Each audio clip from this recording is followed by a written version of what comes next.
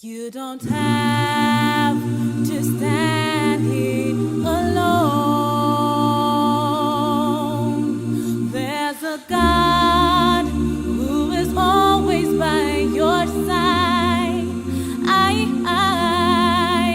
He is everywhere and is always there. You don't have to cry anymore. You don't have to worry what they say. Take my word, you will never go astray. Hey, won't you try His way? Take some time to pray. You don't have to cry anymore. God is with me all the time. He watches me through the night. I don't have to worry what tomorrow may bring. God is with me all the time. God is with me all the time. He watches me through the night. I don't have to worry what tomorrow may bring. God is with me all the time. He's with me all the time.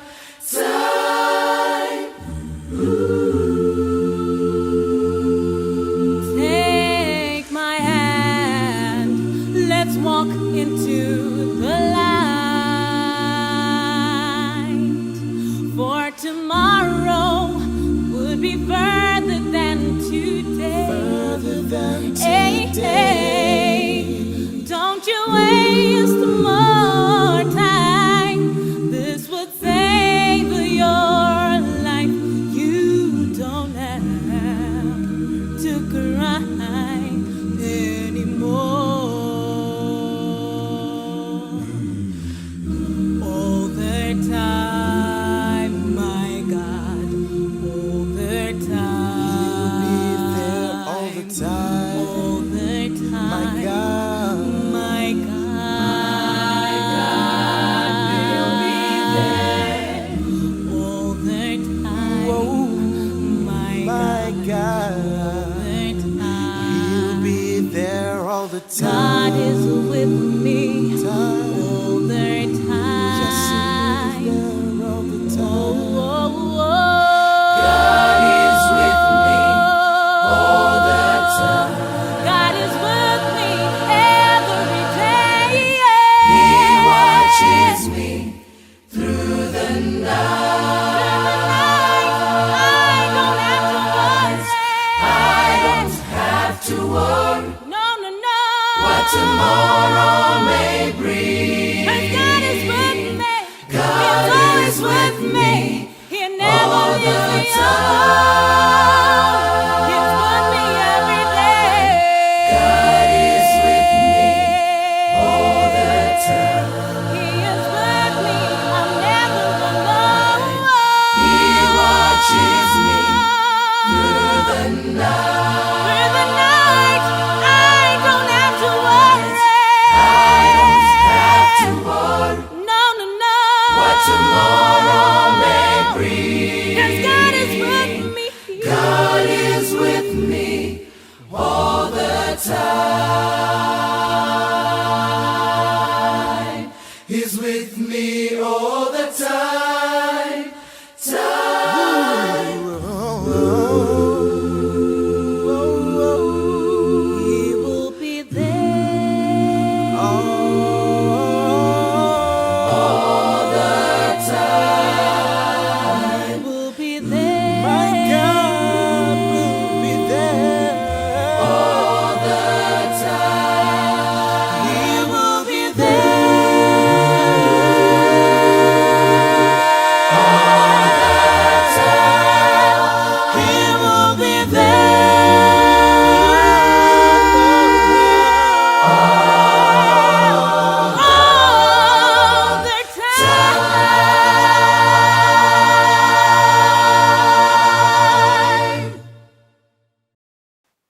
Toda kutenda Mwari watiitira nyasha. Tigotenda Mwari netimupe mbwiri nerikudzo nekuda kwekuti zvakafanira iye. Ngativei nenguva yekunamata. Baba wedu namuponesi musiki wedenga nepasi. Toda kukutendai nekuti muri Mwari. Rumbidzwai nekusingaperi nekuti zvakafanira imi. Muzita raJesu tinonamata. Amen. Toda kutenda Mwari. Nhasi unoyu ngatiwirirane kuti hatidi kufurirana. Tine a few issues dzefeedback dzatoda kuita nezvadzo. Asi ndokumbira kuti tionesane pachinhu ichi kuti hazvina kunaka kuti inini ndikufurirei uye hazvina kunaka kuti imimi mundifurire. Saka nekuda kwekuti hazvina kunaka kuti tifurirane, tinoda kuburitsirana pachena kuti ndatitaurei zvinhu zvinoita kuti kana mangwana tichitaura nezvazvo, kana mangwana tichizvitarisa, zvinoita kuti zvitivake. Ina handipo kukufurira, iwewe usavepo kundifurira. Inini handipo kuti iwewe usafunge, iwewe futi usandiite kuti ndisafunge. Saka kana takagara mukati medzimba, kana takagara mukati memarelationship, kana tine chatinoti tiri kudanana, kana chine chatinoti ndo muchato wedu, toda kukumbirisana chinhu ichi. Chinotiburitsira pachena pfungwa inonyorwa neumwe mudzimai anonzi Ellen White. Kana uchimboverenga zvinyorwa zvake, anoti iye, when we get married we do not lose our individuality. Zvorevei? Zvoreva kuti Linda akaroorana naMatthew, Matthew anoramba ari Matthew uye Linda anoramba ari Linda. Kune zvimwe zvinhu zviri Linda zvisingakwanirwe kuchinja kana Linda achifanirwa kuramba aripo. Kwoita zvimwe zvinhu zviri Matthew zvisingafanirwe kuchinja kana Matthew achifanirwa kuramba aripo. Ndo zvinhu zvinoita kuti Linda aite tiki. For example, Linda ane shamwari dzake. Shamwari dzake dzaanadzo ndo dzaanonamata nadzo. Nekuti muupenyu hwake kutsanya nekunamata ndizvo zvinoita kuti ave Linda. Asi iwewe kana uchinge waroorana naLinda, obva wati kuna Linda, sei uchingogara uchitsanya, sei uchingogara uchinamata, isusu ngatimboendai kumapati, tinofanirwa kuenda tichinofara. Handisi kuti mapati ako aipa, handisi kuti kufara kwaipa, but unofanirwa kuziva kuti Linda as an individual, what makes her tick is praise and worship. What makes her tick is prayer. When you take away prayer from Linda, you have created yet another woman who is not Linda. Then what happens? Linda will remain unhappy. Why? Because life is being dramatized in her presence. Achinzi ndiwe, iye asiriye. Saka principle yekuroorana inoti kana vanhu vachinge varoorana, nobody loses individuality. Nobody ceases to be. Saka kuvana vangu ndoda kuisirai pachena, ndimbosiyana nemadzibaba enyu nemadzimai enyu. Ndosaka continuously tichiti you don't marry to change someone. Why? Pamusana pekuti a person kuti anakirwe nechinhu must not change who she is. For example, kana ndikadya chinhu ndinotesta nerurimi, izvi zvinoita here kuti iwewe nekuti unobhowekana nekubika zvinonaka ondibvisa rurimi oti ndichidyai? Saka by the end of the day handisisina taste. Saka kana ndichinge ndapo, akudya ndini here kana kuti chinhu chako chawakagadzira chinodanwa nezita rangu uye chine mufananidzo wangu asi chisiri ini. For example, mai voroorwa nemurume, asi murume avaroora uyu vakaudzwa kumusha kwavo kuti ukasamupa mushonga wemupfuwira haagari pamba.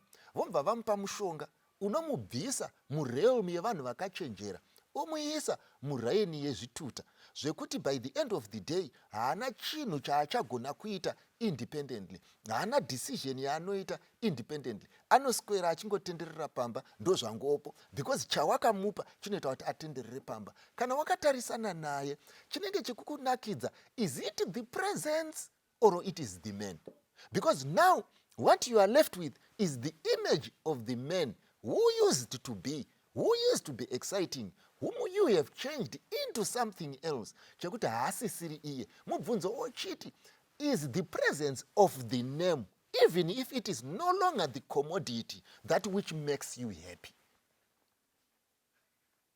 So these are the issues that we want to discuss and talk about as we go. Ndichikupai feedback neresponse yenyu yamakandipa. Takaramba takangotsamirana tichiyeuchidzana kuti handizokufuririi, imimi musanditenderewo futi kuti ndikufurirei kuita zvakaipa. Asi ndaenda ikoko, mirai titange taverenga vhesi. Vanangu, vhesi yandoda kuverengerai panapa inobva kuna vakorinde vechipiri chitsauko ndecha4 pavhesi ya7. Inoti iyo, asi pfuma iyi tinayo, number 1, mumudziyo yevhu, number 2, kuti ukuru hwesimba huve hwaMwari hurege kuve hwedu. Ndodzokorora. Vhesi inonakidza iyi kana pfungwa dzako dzikanyatsofunga. Inoti iyo, asi pfuma iyi tinayo mumudziyo yevhu, kuti ukuru hwesimba huve hwaMwari hurege kuva hwedu. Paul ari kuti izvo, we have strength iri covered in weakness, kuitira kuti kana vanhu vakatitarisa tiri weak, tinozvidzwa, hakuna kwatinosvika, asi vanonzwisisa vanoti vakatarisisa vanoziva kuti chakakosha pahari handi chiumbwa, because chiumbwa madhaka, asi chakakosha pahari ndezvaiswa mukati. Saka zviri mukati zvabikwamo ndo zvinoita kuti vanhu, varume vakuru nevakadzi vakuru nevatana vakombe choto, vanotema huni, vafuridze moto, vaswere vachikuchidzira moto. Chavanokuchidzirira moto hakusi kuti vanofara kana vachiona hari. Chinoita kuti vakuchidzire moto hachisi kuti izvo vakaintoxicatwa nekuona jecha rakaumbwa. Chinoita kuti vakuchidzire moto hachisi ichi chidemhe cheraundi chine mutswi chavari kufarira, asi chinoita kuti vakuchidzire moto vanoziva kuti mukati mechidemhe cheraundi mune utano, mukati mechidemhe cheraundi mune zvinozipa, mukati mechidemhe cheraundi mune zvinoshuvirwa, mukati mechidemhe cheraundi mune zvinosatisfya, mukati mechidemhe cheraundi ndo mune zvatichasevesa, mukati mechidemhe cheraundi makazara protein, mukati mechidemhe cheraundi ndo chatakarinda. Saka patinenge tichikuchidzira moto, paunonzi kuchidzira poto paya, hazvisi kureva kuti izvo munhu anofarira poto, ari kufarira zviri mukati mepoto. Saka Paul panapo oti izvo, kana makanditarisa inini ndine pfuma, ende pfuma iyi ndinayo, asi yakaputirwa mumudziyo yevhu. Zvorevei? Paul akanga achiburitsa pachena kuti when you make an evaluation of me, when you are considering me, when you are dating me, when you are looking at me, you should look beyond the surface. Why? Because I have got this value inside yemidziyo yevhu. Saka ichi chakaputira ichi chauri kuona ichi inonzi entry point. Munonzwisisa imi kana tichitaura nenyaya yeentry point? Kunzi kana tichitaura nenyaya yemota ichinzi iri paentry point, zviri kureva kuti ichiri basic, haisati yaimprove. Iya cellphone yako 9310 haisati yakura kubva mufirst generation kunosvika kufifth generation. Saka tichiri mukati mefirst generation, uri paentry point, uri kungoona what you think is all I can offer, when what I can offer is deeper than what you have seen. In fact, what you have seen is not what is for sale. Zvorevei? Zvoreva kuti kana musikana akamirapo akarukwa musoro, kana musikana akamirapo akanyatsoponza, kana musikana akamirapo akanyatsogeza, kana musikana akamirapo akaisa perfume, kana iwewo uchinge waenda kunopfimba, zvaari kuedza kukuudza ndezvekuti kunhuhwirira kweperfume wakunzwa, but that is not what is on offer. Nzara dzakapendwa wadziona, that is not what is on offer. Bvudzi rakagadzirwa wariona, that is not what is on offer. What you are seeing ihari, hari iyi yakaputira exactly what you are buying. But if what is on offer then becomes packaging only, then you are not buying value. So by the end of the day, Paul ari kuti izvo, kana wakatarisa hari, unofanirwa kuziva kuti what is worthy is what is in the hari, kwete kuti iyo hari pese. Asiwo, ndoda kuti mubate chinhu ichi muchiziva. Mai vangu ini vaive nehari. Unoziva hari? Yainzi kana uchikanzi huya utore hari unoisa uku, waitopiwa instruction yekubata. Kazhinji waive usingaibate panze, waibata nemukati, wakaisumudza uchienda nayo.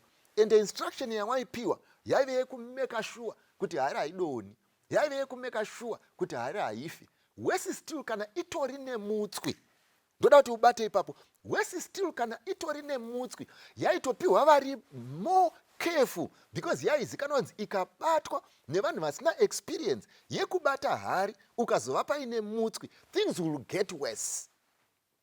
This is the reason why ndeyekutoti unoziva munhu atori neproblem, munhu atori nezvinomunetsa, munhu ane zvinomuremera, munhu. Vanangu, ndoda kuti munditeererese muchinzwa.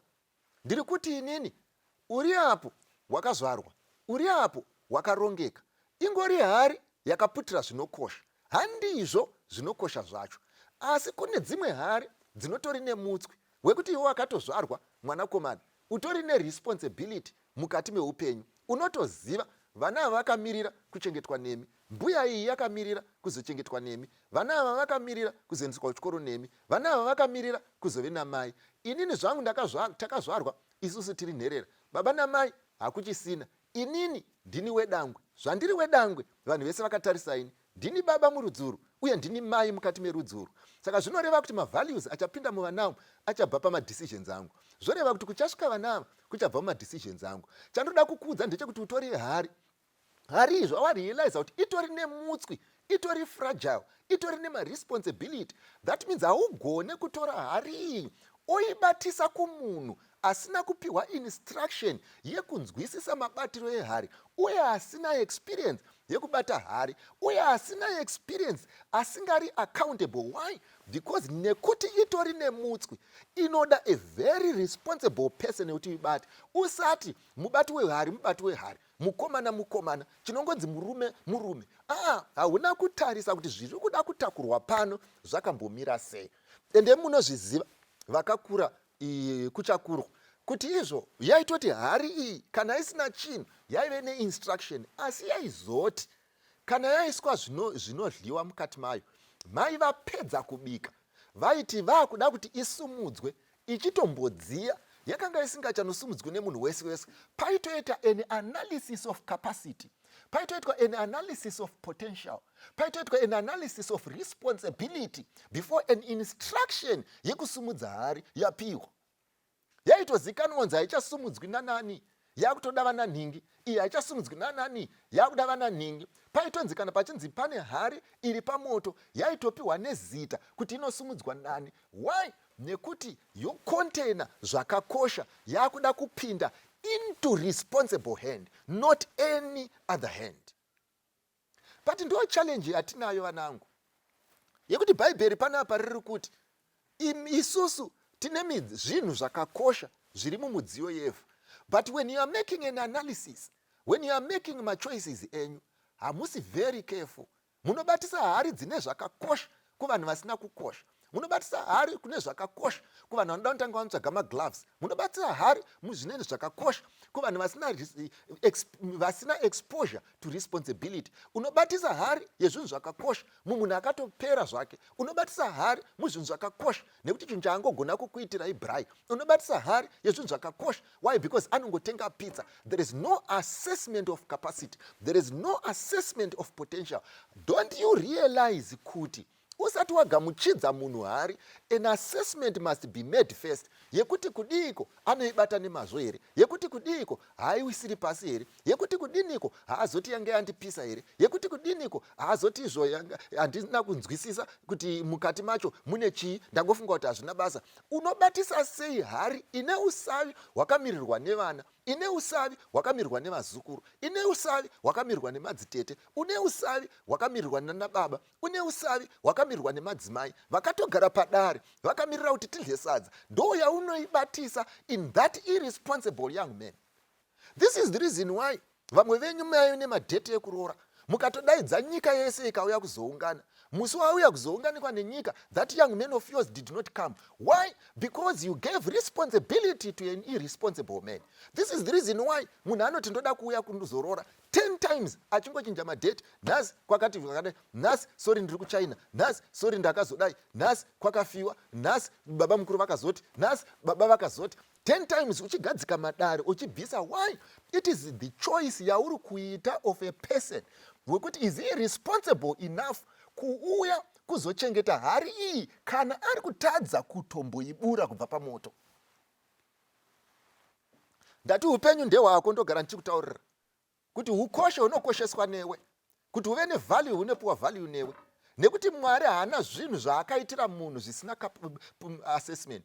Nyangwe bhaibheri rangu rinoisa pachena kuti Mwari anoti izvo, Jesu anopa muenzaniso yeumambo hwekudenga hunofananidzwa nemunhu akafamba akaenda kune imwe nyika, zvikanzi akasiyira vashandi vake matarenda, zvikanzi umwe akamupa 5, kuno umwe akamupa 2, kuno umwe akamupa 1. Ukatarisa vhesi kwekupedzisira inoti umwe nemumwe according to his potential. Zvorevei? Munhu akapa vanhu matarenda akatanga asesa capacity. Ndosaka mukati menyika mune vane bvudzi refu, ndosaka mukati menyika mune rimwe vane bvudzi pfupi, ndosaka mukati menyika mune zvimwe zvipfupi, ndosaka mukati menyika mune vamwe vakati rebei, ndosaka mukati menyika kune vakati simbei, ndosaka mukati menyika kune vakati tetepei. Why? Hakuna munhu akapiwa zvinhu zvaakapiwa before an assessment of capacity. Mwari achikupa bvudzi guru akanga asesa capacity kuti harizokumanage in a relationship, harizokupinzi mune zvinopisa, harizokupinzi pasiri zvirizvo, harizokuisi pamusika usiri iwo. Why? God assessed the capacity. Kuitwa yellow board, Mwari akaasesa capacity. Iwe tikakupa yellow unoigona kuimanager, uyu tikamupa hutema anogona kuumanager. Black is beauty kana yamanejwa, yellow board ari beautiful kana yamanejwa. Mwari adaro anoti umwe nemumwe ndakamupa after assessment of capacity.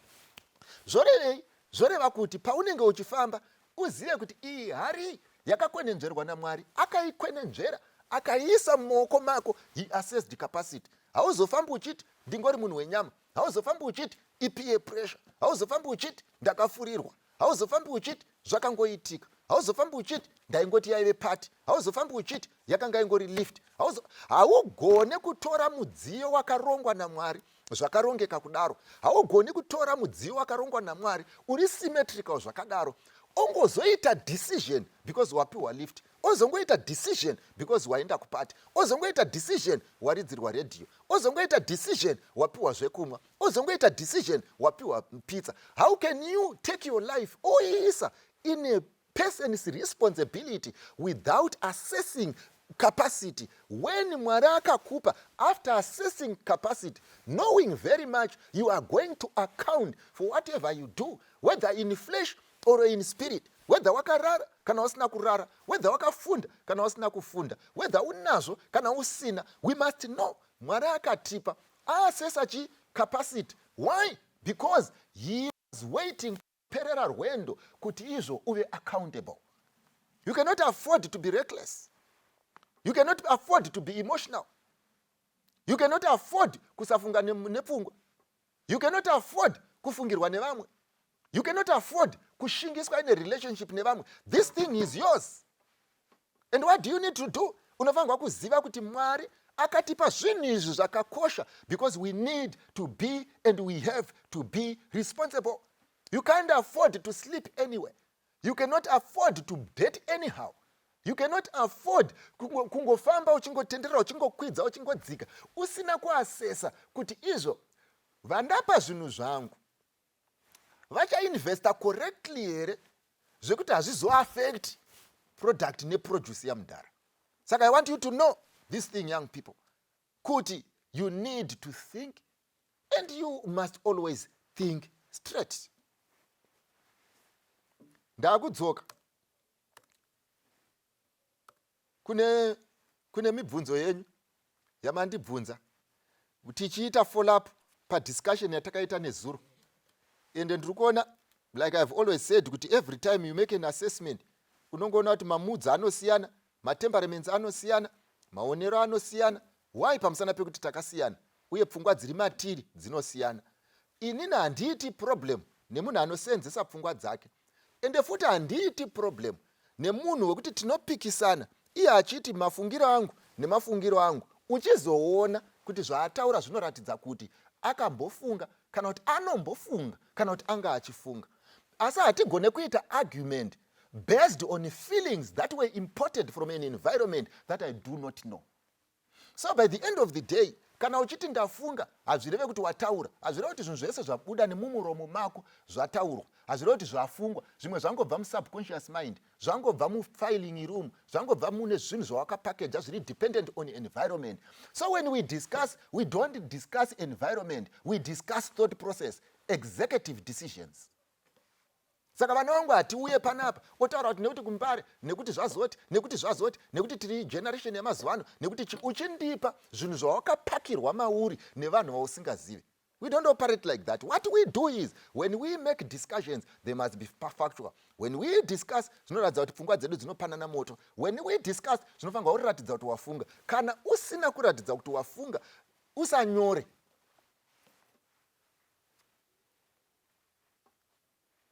Unoziva? Vana vedu ava, unomuona akagara kwabhabha. Kune mabhabha mamwe anoita dhora, mamwe anoita $10.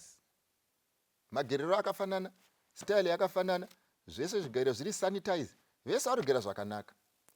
Chiri kuita kuti price isiyane, hazisi kuti kune vamwe vari kugerwa zviri more superior zvane vamwe. Ukaona price kumwe zvichinzi zviri kuita $10, kumwe kuri kuita dhora. Haikona kunopinda $10 uri pakati pekugerwa.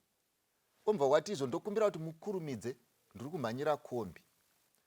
Chavakaita kuti vaise $10 vanga vasingadei mimi. Saka screening yakaitwa because this is a given good, where it is priced to attract a certain market, not because of the quality. It does not always mean expensive is good. It may mean expensive is to eliminate you. Saka unofanirwa kuzoziva kuti chinonzi kufunga kuziva kuti price ye$10 haina kuiswa nekuti vari kugerwa zviri nani nemishini iri computerized. Aiwa, yakaiswa kunzi imimi musauye kuti musawande pressure. Saka kana muchimhanyira kombi, endai munogerwa padhuze nekombi dzenyu dzichidaidzirwa kunzi dombo, dombo, iwo uchiziva kuti izo yangu yedombo yasara vanhu 7, unenge watopera kugerwa uchibuda uchienda. Asi problem zhinji yatiri kuona panapa ndeyekuti izvo vanhu vari kutaura zvinhu nekuti vari muscenario yavasiri kudiwa, but they are not interpreting it correctly.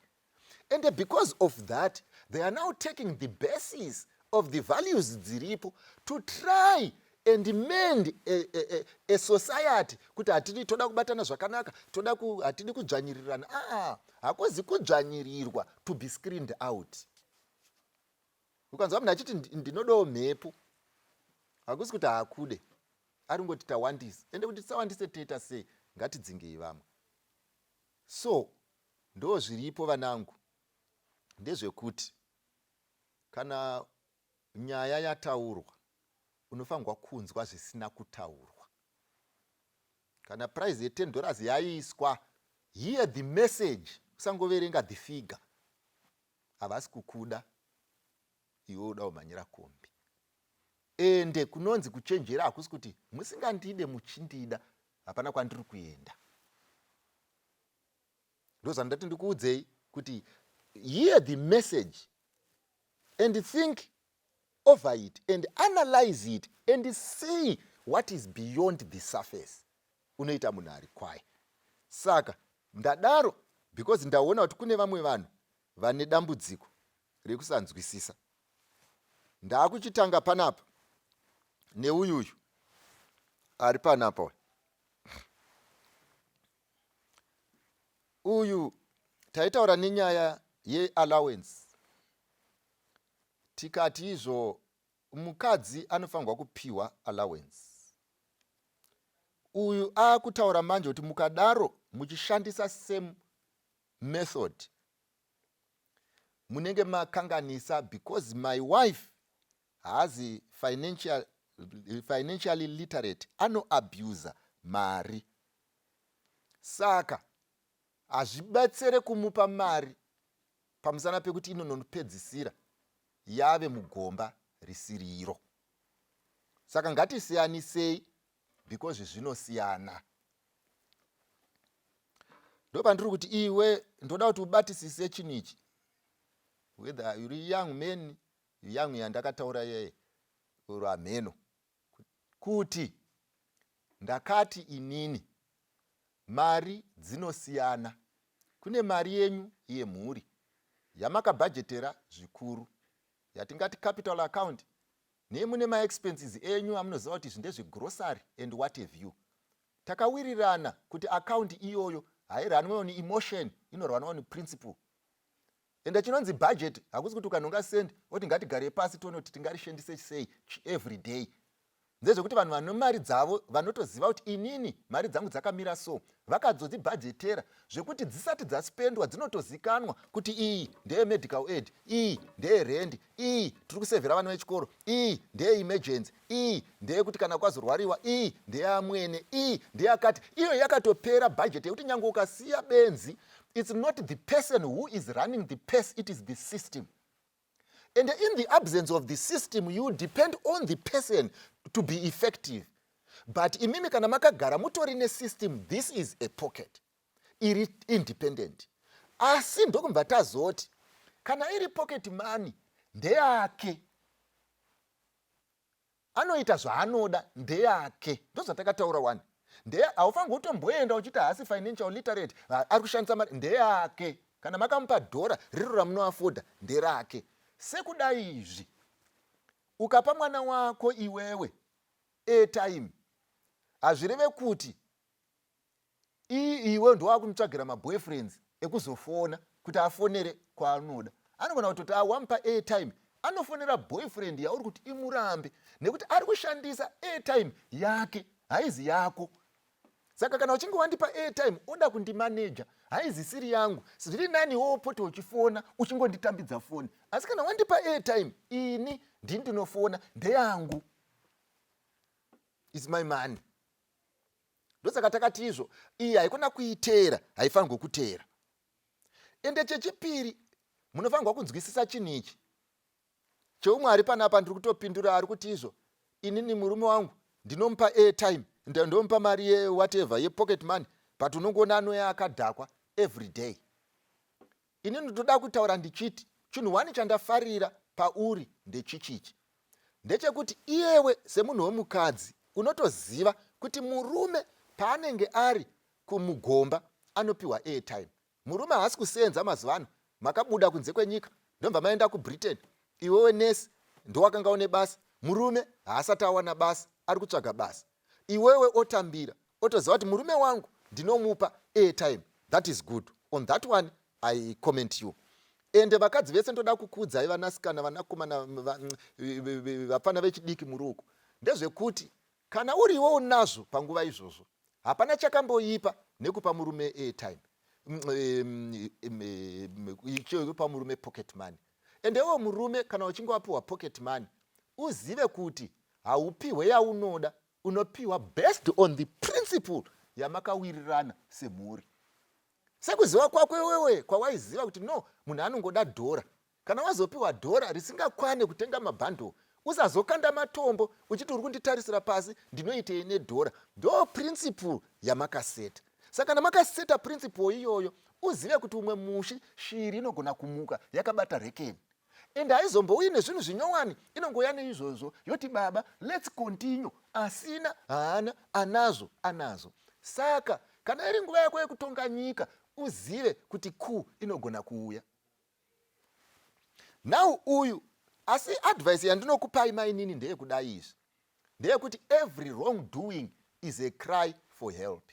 Saka kana munhu achidhakwa, haadhakwe nekuti ane mari, anodhakwa nekuti pfungwa dzake dzaanoshandisa, thought process yake haizi straight, yakatozvidhakirwawo kudhara.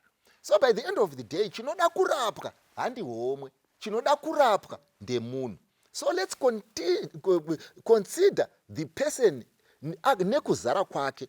Titore chisikwa ichi nekuzara kwacho, tichibatsire pachinoda kubatsirwa, tichirapa izvozvo, kwete kurapa chirwere chisiriso chaari kurwara nacho, kuti chizounza maripple effects ekuita unge munhu kwaye asiri munhu kwaye. Sekusiya wakakira mwana wako mumba, oti izvo haana vakomana, anonzi haana mukana, type iyoyo hainzi haana vakomana, yafai. Saka munhu ngaapiwe ndeyake iyoyo. Kana achiita zvembanje, munorapa zvembanje, haasi mumbanje because ane mari, ari mumbanje because anoleka the character inoita kuti arwisane nembanje. So we don't have to make people right by default. Ndosaka bhaibheri richiti Mwari haatarise zviri kunze, anotarisa zviri mukati. Why? Pamusana pekuti izvo anoita an assessment of depth, not an assessment yepasurface. Saka ngatibatsirei munhu pane chinoda kubatsirwa. Yafai. Uyoyo anobva ati, saka zvakaipa here kuti ndiite iye anoiti bay allowance. Nditi boyfriend, ndipe girlfriend yangu allowance. Youth, kuti zvakaipa here kuti mukomana anoshanda ave nebudget yeallowance yepocket money yegirlfriend yake. Kana kuti zvakaipa here kuti musikana anoshanda ave nebudget yeallowance yepocket money yeboyfriend yake. Ndoziva kuti maonero achasiyana. Inini ndichakupai answer yandinofunga kuti iri right. Asi chakanakira yangu, ndiri kufunga. Handisi in love panapa. Handisi boyfriend. Handisi girlfriend. I am neutral. I am thinking using a neutral mind. I am not biased by any social pressure. Neither do I have any emotional attachment to this relationship. Saka ndiri kufunga ndiri very sober. Number one, vanangu, ndoda kukuudzai chinhu ichi. Munoziva here kuti kuri kuvanhu vari kupiwa malicense ekurima mbanje. Chiri kuita kuti kurima mbanje kujustifiwe inyaya yekuti iri kunzi iri kurimwa for medicinal use. Saka pairi kurimwa for medicinal use, iri kurimwa ichinzi ichatipa mari because yaugadzira mushonga, chinove chokwadi. Asi munozivawo here imimi kuti sembanje yemedicinal use ingatove shoma pane iri kushandiswa for as a drug for abuse related drug use. Now ndakuchikubvunzai, hamuzi kuona here kuti kana vanhu vapedza kurima mbanje yavo, ngatiti ione plus morima 10 hectares dzembanje yenyu, hausi kuona here kuti there is a thin line iri kudivhaidha mbanje ichaenda for medicinal use nembanje ichaenda nekusutwa nevaunoshanda navo. Zvokuti pandinodzoka gore rekutanga ndinoona pane 1% vari kurova mbanje, ndodzoka gore rechipiri va 2%, ndozodzoka ndoona chikwata chese chakarohwa zvacho. Basa chinenge chichiita chichirima mbanje yakanzi ndeye medicinal use, asi kwayazopedzisira yave yapedzisira yaamutsinga nemuropa revanhu vasina panga pachirwadza. Zvorevei? Zvoreva kuti kana manje license ichiishuwiwa, people are trying to find kuti izvo, how can we divide kuti timake sure kuti it does not fall into wrong hands. Ndo challenge yatinayo pamari yaungati pocket money yemusikana kana kuti yemukomana. Why? Pamusana pekuti hakuna chakaipa kuti mukomana atengere musikana wake airtime. Hakuna chakaipa kuti mukomana wako akusiyire kamari kekuti izvo kana wakunotenga pizza, you do not need his presence kuti udye pizza, but you need cash kuti udye pizza. Saka paunenge waenda naye for pizza, hausi kuenda naye for pizza because you are hungry. Uri kuenda naye for pizza because you have decided to eat out. Because if it was a question of hunger, waigona kungodya sadza renyu kumba kwenyu mozoenda out wakatoguta. So by the end of the day, pauri kuenda out is not because of desperation. Uri kuenda out because it is adding value. But the problem manje inozoitika manje ndeinoti, imimi vamwe venyu kana mukange mapuwa pocket money iya instead yekuti ikubatsire kuti izvo ingokubatsira kuti uda ngotenga airtime uruda kudii, iri kukuenslave. And we are failing now to put a dividing line between a token of appreciation ne bribe. So this relationship of yours now is now dependent on the pocket money, not on the evaluation of the person.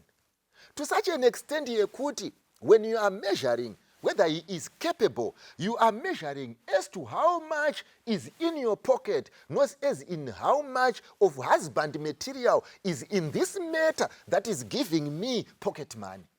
Nekuda kwekuchidaro manje, challenge yatinochiita manje ndekuti patinenge taakutaura nenyaya yepocket money, tinenge taane problem yekuisa a dividing line yekuti izvo zviri right here kana zviri wrong here. Why? Because zviri dependent on the receiver.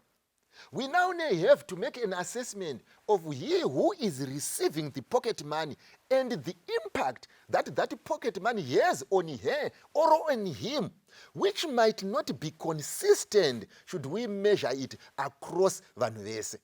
Saka this question manje inove tricky because it is dependent on the mind and the person who is receiving the gift. So, some of you, kana une mari muhomwe, instead of that boosting your self-esteem, hazvito boost esteem yako, zvinotoilowa. In which way? Yekuti kana mukomana wako akataura, it becomes low. Kana akati ngatifambe, it becomes low. Kana akati gara, it becomes low. Why? Because you are sold your individuality nekuda kwe pocket money. Ndosaka manje ndichizoapila ndirini manje.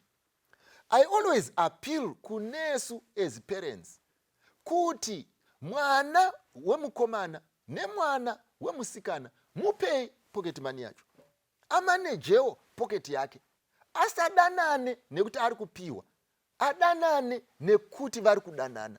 But unfortunately some of our children are so desperate for airtime $1 zvekuti izvo vari kutoona the boyfriend as a savior. I asked you a step back kuti iwewe mwana akapinda mumba aane foni unoti yabvepi?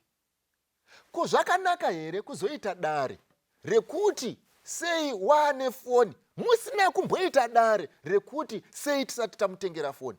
Saka muone roti matare enyu imimi ari kunyanyisa kunetsa because ari reactive. Muri kurarama semusingazive, muri kurarama semusingaoni kuti uyu amwana mukuru anoita sei, anotengawo pizza, uyuwo amwana mukuru. Imi munoti mwana wenyu uya wamusati mambopa mari yepizza haaizive. So by the end of the day, the responsibility pocket money was supposed to be your father's responsibility. And it's supposed to be, ndosaka pamuri kutaurana nababa iye zvinezvi, vapostire zvandiri kutaura, mukushaya kwenyu nemukuwana kwenyu. Ingawani nyangwe kuboarding waipuwa pocket money, ingawani nyangwe kuboarding waipuwa mbuva. Zorevei? Zoreva kuti munhu anoda mbuva achienda kuboarding anoida nyangwe ari kuday school. Nekuti mari yepocket money haiziye kudyira kuguta, ndeyekuti pane tumoti kwandichazoda. Saka hazvina kumboipa kuti vana vedu vapiwe pocket money. Nani neanofanirwa kukupa? Who happens to be you? Who? Me, the parent. Is on that one I am safe kuti ndipindure. Why? Pamuzana pekuti baba umwe neumwe manje anochipa mwana zvinoenderana nemaziviro aanomuita. Asi pane mukomana handigone kuti zvakaipa because hapana pazvakanyorwa, asi ndinongoti experience inoti this question I cannot answer without a fair assessment of the receiver. I hope you are fine. Iwo shasha iri panapa ina madhamu vaye vanomwa singaite vanodhakwa. Saka madhamu vari kuti izvo havasi kuona chakaipa nekumwa ende akavaroora vachingomwa. Saka chii chanetsa? Chii chanetsa pari zvino zvokuti yatonyangatadza vanhu kurara yekuti uri kumwa, uri kuita sei? So vanomwa zvavo.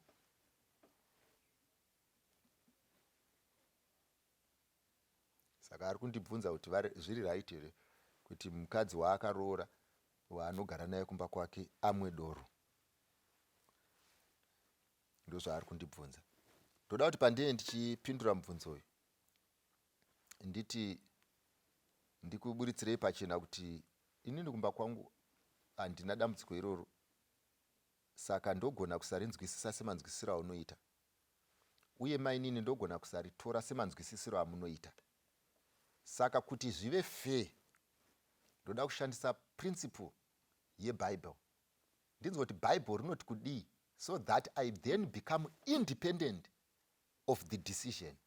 The decision has been made by the author of the Bible, who happens to be the creator. At least ipapo tikange tadaro, tese tinenge tisina chatashaya. Bible rikati itai, mumva maita. Bible rikati musaite, rumva raita. Bible rikati munhu akadaro imbwa, inini handisiri ndiye ndazodaro imbwa. Saka ndaakuverenga mukati mebhuku raProverbs. Panotanga papiwa pana Proverbs 23 pavhesi ya20 rinotanga rati, riri kutaura kumunhu wese, usava pakati pevanokarira waini, number 1,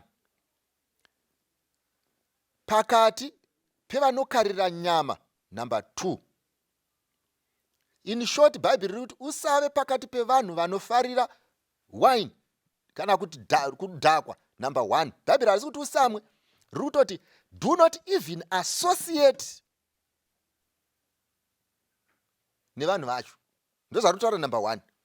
Then in number 2 romva rati do not even associate nevanhu vanofarira brai, kunge zvinonzi ndo zvekupedzisira. Zviri ndiProverbs adaro, handisiri inotaura nenyaya yebrai, kugochwa kwenyama, rotaura nenyaya yewine. NdiProverbs ari kudaro kuti izvo upenyu hwako husaranwe nevanhu vanofarira kuona nyama iri pabrai stand, uye vanhu vakadaro vachikarira wine. Saka Solomon paanonyora pano zvoreva kuti kumwiwa kwedoro nekugochwa kwayo hachizi chinhu che21st century, because uyu akazinyora more than 2000 years ago. Zvoreva kuti yaingogochwa vachingomwa, ndomba papiwa advice yekusave pakati pavo. Rega ndimbosiyana nevabvunza mubvunzo, ndimbomhanya kuyouth. Youth ndoda kukupai, handimanzwa mubvunzo uri pano uri kubva kune Mudhara, muri kunzwa mubvunzo uri pano uri kubva kune vakatowana, uri kunzwa mubvunzo uri pano uri kubva kune akaroora. Pavakanga vachidanana uko, munhu akanga paiwe musikana pauye akadhakwa, zvainzi ari cool. Musikana paiwe akadhakwa, zvainzi it's okay. Why? Nekuti mukudhakwa tsika dzaisiyana, mukudhakwa akanga achinakidza, mukudhakwa hembe dzasinganonoke kubva, mukudhakwa munhu anorara pese pese. Saka blaza vainakidzwa naye nekuti kudhakwa kwake yakanga iri advantage. Saka pavakanga vachidanana vakaita overlook fact yekuti kudii, pane nguva hembe padzichazobviswa, kwete nekuti munhu akarirwa kunzi adzibvise, asi dzakufangwa kungobva. Zvino padzakufangwa kungobva manje, zvoreva kuti chii, doro harichabhadhari, nekuti zvarakuunza manje zvave irresponsibility. Yakaonekwa papi? Pakubvisa hembe nguva isiri yekubvisa hembe. Yakaonekwa papi? Pakurara kubhawa nguva isiri yekurara kubhawa. Yakaonekwa papi? Pawaipika kuma10 achifangwa kunge ari kumba. Saka pawamuroora ari kungoti continue. Usafunga kuti bhara rakanzi rakupinda muextra time chiri kuchinja ibhora racho ramuri kutamba, rinoramba riri iroro. Saka munofanirwa kuziva kuti zvinhu zviri kukunakidzai nhasi zvinogona kunge zviri temporal, zvichifadza in this environment only, but when that person become wholly yours, you may discover kuti whatever you thought was exciting was not exciting.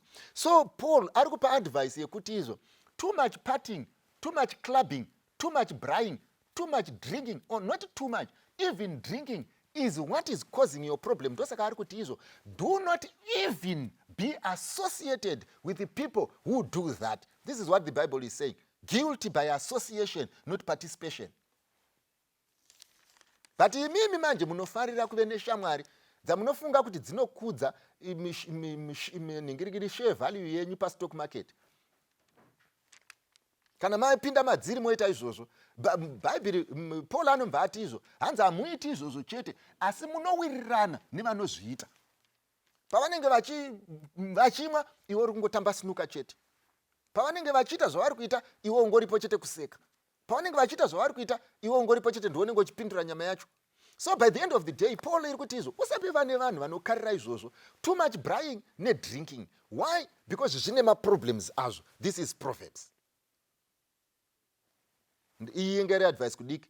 Apa ndiringotaura basis yezvataurwa pano, kuti uyu mukadzi ati ndaingomwa ndo zvanga zviripo, ndo zvazviripo, saka ndadzoka kumasure kuti ndimbotaura neyoung people yangu kuti tizopinda kune ava. Ndochidzoka kwamuri baba munini imakatukanda mukitchen. Ndokuverengerai kuna Proverbs chapter 20, I think verse 1. Proverbs chapter 20 pavhesi ya 1. Inoti iyo, waini mudadi doro mupopoti ani nani anobatwa nazvo haana kuchenjera. Underline the word haana kuchenjera. Ndodzokorora waini mudadi doro mupopoti ani nani anobatwa nazvo haana kuchenjera. Underline the word haana kuchenjera. Ndodzokorora waini mudadi doro mupopoti ani nani anobatwa nazvo haana kuchenjera. Zvorevei? Kana munhu asina kuchenjera, logic cannot be appealing kwaari. Kana asina kuchenjera, common sense is not common sense kwaari. Kana asina kuchenjera, things that are known to be correct are not correct kwaari. Why? Pamusana pekuti assessment yake yekudhakwa yakabva iri kuburitsa pachena kuti haana kuchenjera. So an academic argument haina zvainoita kwaari, haana kuchenjera. Saka chamakaita baba vamwana ndechekuti pamaifunga kuti muri kunakirwa maidanana nemunhu asina kuchenjera, nyangwe maactivities amaiita kuseri anokuradzai kuti kwakanga kusina kuchenjera. Why? Makanga muchizvitripa. Saka scenario yamunayo manje ndeyekuti izvo mukadzi wenyu haana kuchenjera. Saka pamunodhila naye manje mudhile naye sezviri kutaurwa nebhaibheri, haana kuchenjera. Because dei akachenjera aifanirwa kuzviziva. Imimi munoyazozviziva wani patinotaura nemi vakomana, imi munoyazozviziva wani patinotaura nemi varume, kuti musaswere kubhawa, endai nenguva. Why? Your family needs you. Your wife is waiting for you. Your children vakakumirira. Hazvina kunaka kusvika vana varara.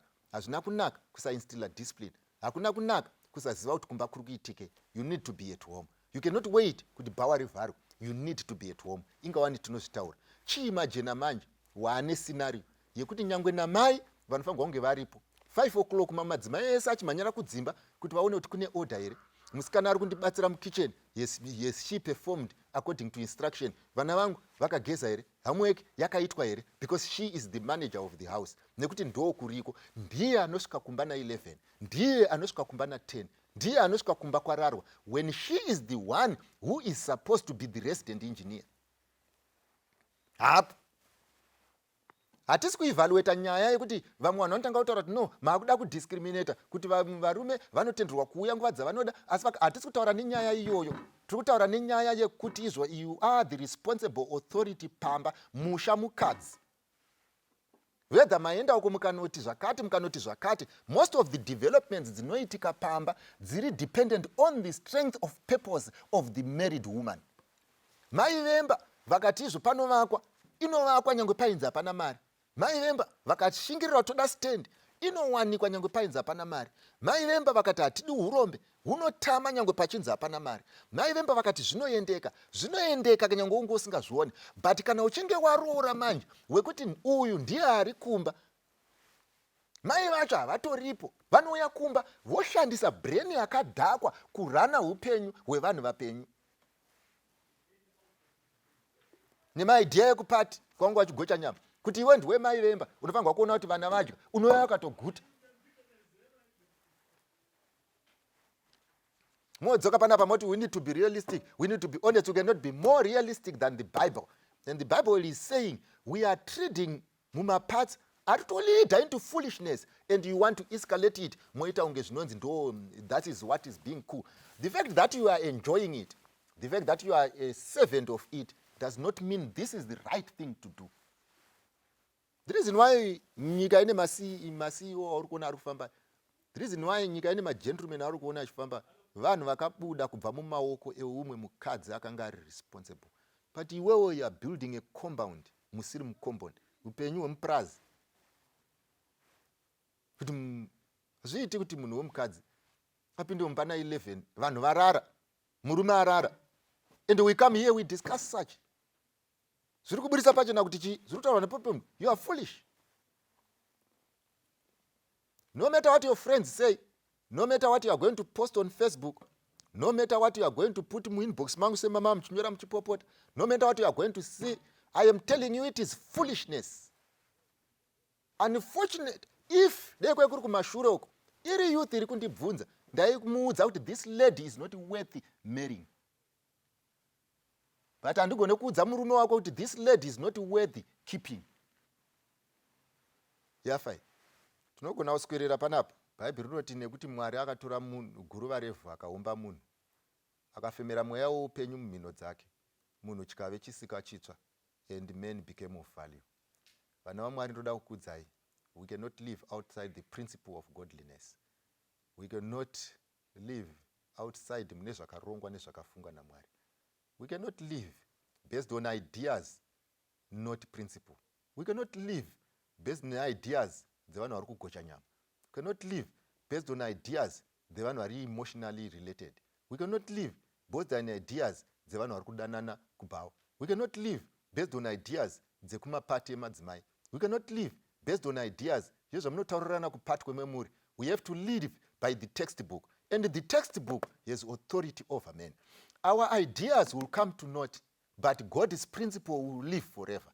Whether uri mukristo kana kuti hausi mukristo, whether unotya Mwari kana kuti hautyi Mwari, whether uri murefu kana kuti uri mupfupi, whether uri mutete kana kuti uri tsvii, whether unotonga kana kuti unotongwa, whether ndiwe unoroya kana kuti unoroyiwa, whether ndiwe uri kupfimba kana kuti uri kupfimbwa, ndoda kukutaurirai chinhu ichi ndechekuti whether wadecide kuti hausida kuenda kudenga kana kuti unoda kuenda kudenga, you must know we cannot exempt our lives kubva muprinciple yebhuku rakanyorwa naMandara. And tarisai muone taakuita kunge tobika mahumbwe, tarisai muone taakuita zvinhu zvisingararamiki, tarisai muone taane stress dzisiri necessary, tarisai muone taakubvunza mibvunzo isingabofanirwa kubvunza, tarisai muone taakusvika mumba nguva isingafanirwa kufunga, zvekuti nyangwe munhu wemurume zvinobvisa chimiro not to be present every day mumba kwako uchingopinda na11. Worse still maive mukadzi.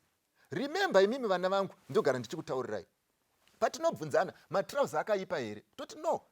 According to the Bible, harina kunyora specifically kuti musapfeke trousers, because pakanyorwa vhesi yekuti murume asapfeke nguo dzechikadzi, trousers chairo chairo rakanga risipo. Asi every community yaidefine yayaiti decent dress. Why? Because dressing, Mwari achibvipa vanhu dress, remember vakanga vapfeka mashizha vachida kuviga shame. So Mwari achivapa hembe akavapa only to cover shame.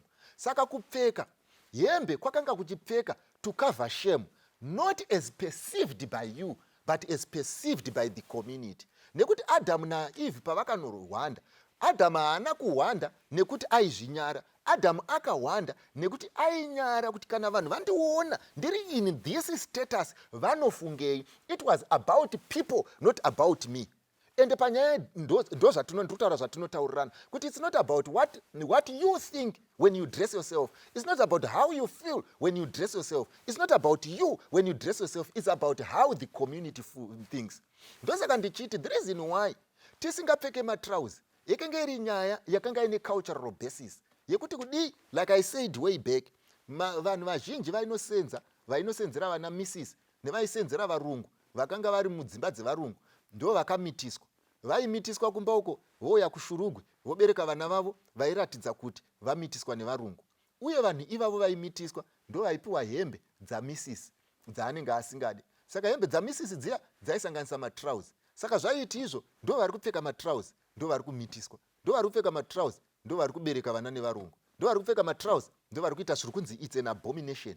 Saka zvakazoitika manje kwakanga kwakuasosietwa kupfekwa kwenhumbi dziya nemabasa aitwa, kupfekwa kwenhumbi dziya nekuzvagwa kwevana vakasiyana ruvara nevari ipapo. Zvachidaro manje vakabva zvalebliwa kuti munhu ari kuita zvinhu izvi ipambi, ndokubva dressing iyo yaiswa in that category, but not meaning kuti munhu wese ipambi. Saka chinochiitika manje, Paul anoti kune zvimwe zvinhu zvandiri zvisina kuipa kwandiri, kune zvimwe zvinhu zviri correct kwandiri, zvekuti ndikazviita zviri right, ndikazviita hazvinditadzise kuenda kudenga, ndikazviita ini ndozvifarira. Zvikanzi asi handizviite nekuda kwehama dzangu dzisingandinzwisise. Airevei? Aireva kuti hadzina chakaipa kuti ndiripfeke trousers, asi nekuda kwamwene vangu vanofungwa ndezvepfambi, nekuda kwecommunity yangu inofunga ndezvepfambi, nekuda kwemakommunity yangu inofunga kuti mukristu adaro, handichadaro, ndinorwadzisa mwoyo wanyama yangu. Why? Because kune vamwe it appears as evil.